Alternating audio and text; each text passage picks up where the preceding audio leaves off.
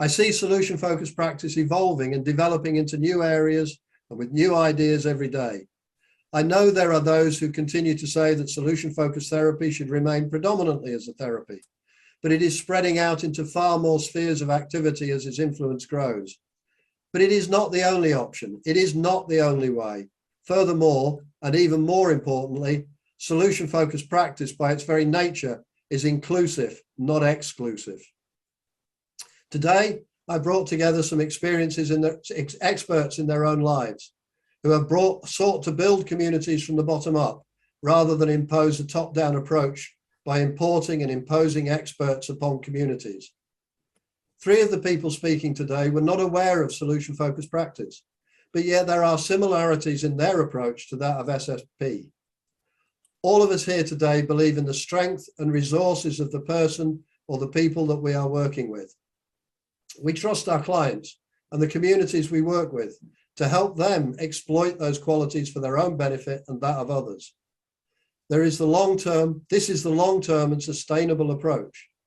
Today, I hope that in a small way, we can begin to build new bridges and bring the structured nature of the solution-focused practice to new people and create new opportunities for sustainability and most of all, for a better future for the planet and all the life upon it. We are not hoping to build back better. We are hoping to build forward better. No longer can we continue with a hunter-gatherer economy that deliberately and systematically wastes resources as part of its process. We have to consider the possibility of there being a different way of thinking.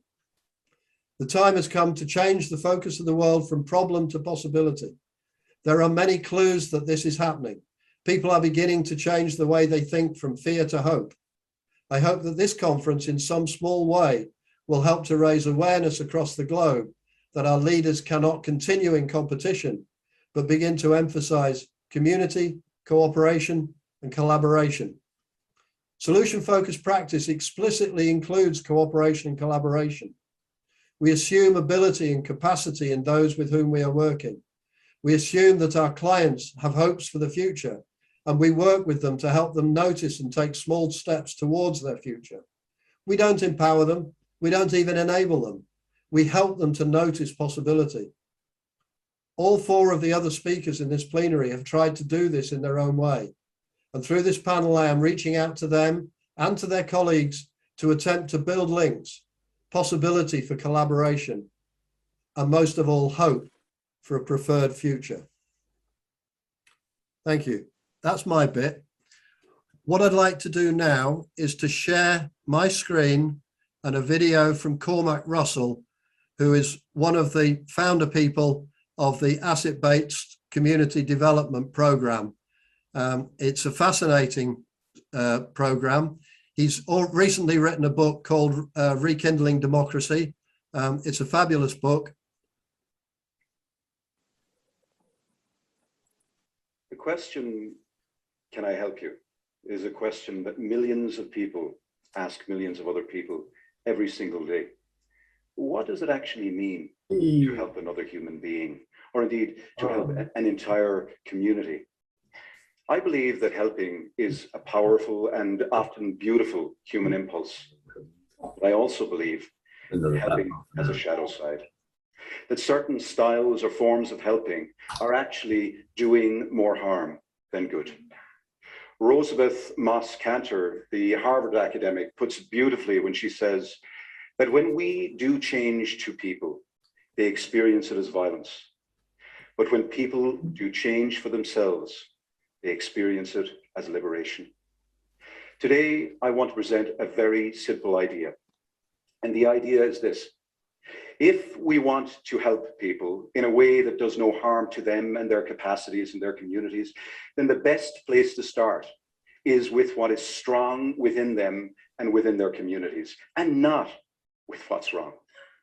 There is an abundance of evidence that calls us to this way of helping, including the 75-year study on what makes happiness possible, the longitudinal study from Harvard, which reminds us that it's best to lean into our relationships and to create community rather than lean into ourselves and money. and the work of the Kettering Foundation, which studies what happens when democracies work as they should. And indeed, here in the UK, the work of the New Economics Foundation, which has helped us to see the 5 ways to well-being. Still, despite the fact that thousands and thousands of pieces of evidence call us to the idea that we should start with the capacities and the abilities in people and in communities, we see this great preponderance in governmental and non-governmental programs alike around the focus and the obsession with the starting on what is wrong, what is broken, what is pathological within people. Sadly, that focus has caused huge harm to millions of people around the world, especially poor people and especially communities. And it has created 4 harms, unintended as they may be in particular. The first of which is it actually takes people who we're trying to help, and it defines them not by their gifts and their capacities and what they can bring to the solution, but by their deficiencies and their problems. The second unintended consequence of this top-down obsession with what's wrong is that money, which is intended to go to those who need the help, doesn't help.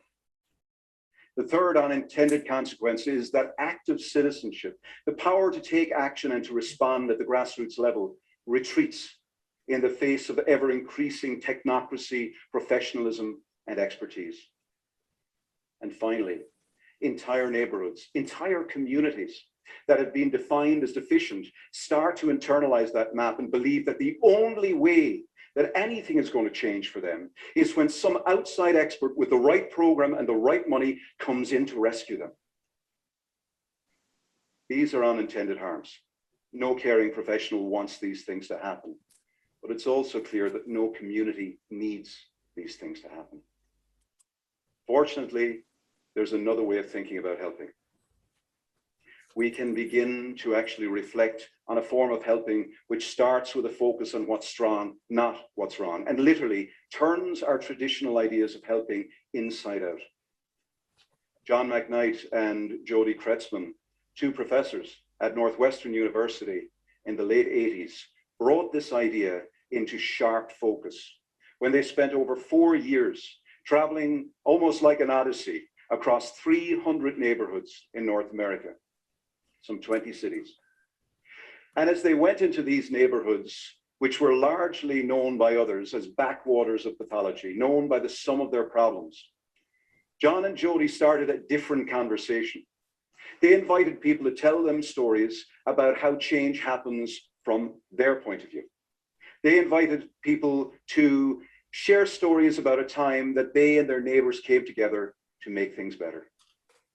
And the stories they shared, some 3,000 stories in all across that 4 years, they brought a focus, they brought a way of seeing what actually is used by citizens and by people in neighborhoods to create change. They helped us to see the raw ingredients that people use to make change happen from inside out. These are the 6 building blocks that those communities said are the building blocks that make change happen when it's sustainable and it's endurable and it respects the assets that exist already in communities. Over the last 30 years, we've traveled across the world, and from communities in Tallahassee in the USA to Torbay in the UK, we have heard the exact same report from the mouths of Indigenous communities, people telling us that these are the assets that must be identified, connected, and mobilized if we're going to see real change happen in our world. Imagine what would happen if our traditional ways of helping people were flipped.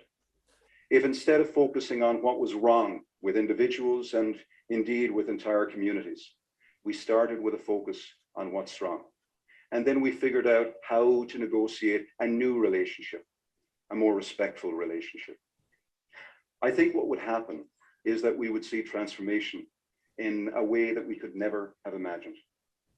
Fortunately, it's already happening. We're doing some work, and we've had the privilege of coming alongside some community builders in Leeds. Leeds is a city, as you know, in the UK.